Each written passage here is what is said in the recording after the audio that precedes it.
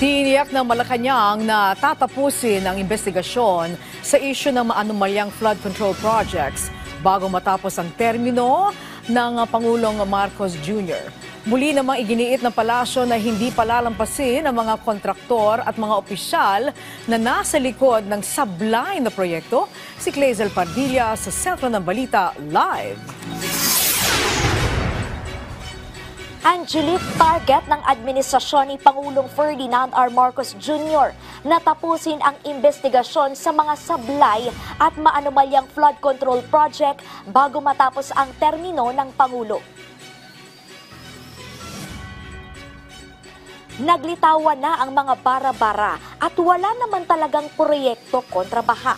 Marami pang lumulutang na impormasyon tungkol sa mga maanumalya umano na mga flood control project. Ang tanong sa Malacanang, matatapos kaya ang investigasyon at may maparurusahan kaya bago matapos ang termino ng Pangulo?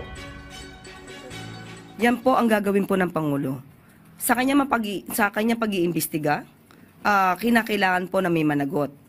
At ninanais din po niya na makumpleto ang bawat ebidensya. Pinaiimbestigahan na ang mga kontraktor ng mga palpak na flood control project. Hindi rin anya palalampasin ng administrasyon ang mga opisyal ng gobyerno na may kaugnayan sa mga kumpanya.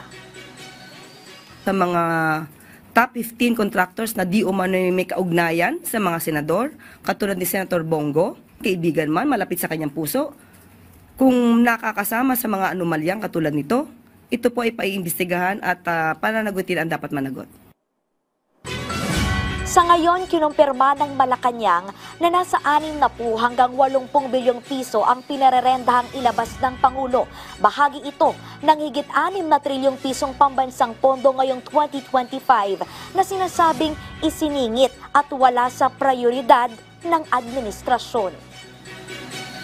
Karamihan po dito ay mga infrastructure po ng DPWH na karaniwan po ay inserted po by the Congress. Tatanungin natin ang DBM kung anong gagawin dito dahil hindi pa naman po tapos ang 2025.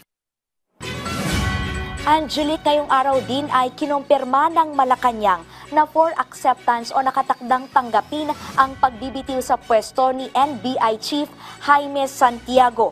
Wala pang listahan ng mga posibleng pumalit sa kanya, pero naniniwala ang palasyo na may mga taong may kredibilidad, maasahan at mapagkakatiwalaan na maaring pumalit sa pwesto ni Santiago. Yan ang munang pinakahuling balita mula rito sa Malacanang. Balik sa iyo, Angelique. Yes, Clazel, may mga panawagan na kung pwede ay hindi lang dapat mga flood control projects na maanomalya ang banggitin ng Pangulong Marcos Jr. Meron bang ganyang pananaw din ang Malacanang? Angelique, ang palasyo, ang administrasyon ni Pangulong Ferdinand R. Marcos Jr. ay handang tingnan yung mga lumilitaw na impormasyon tungkol sa mga iba't ibang proyekto na posibleng may anomalya. Bukas ang palasyo sa mga ganitong issues. Angelique? Okay, maraming salamat, Clazel Pardilla.